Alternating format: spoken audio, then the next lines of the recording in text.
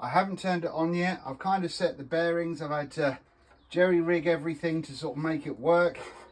But let's pop that back in there. And yeah, we will see if it explodes into a million pieces and goes all over my workshop. At least I'll have it on camera if it does. I'm going to try and be a relative distance away from it. Ow. Okay.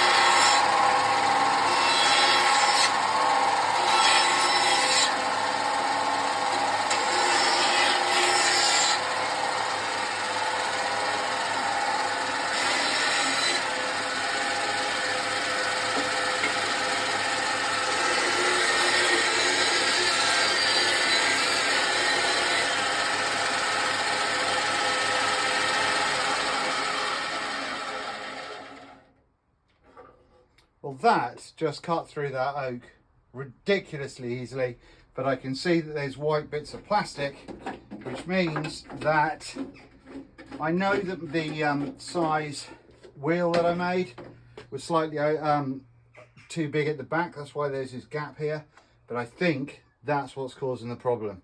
But that, that's a 1/2-inch blade in there, and that, what the hell?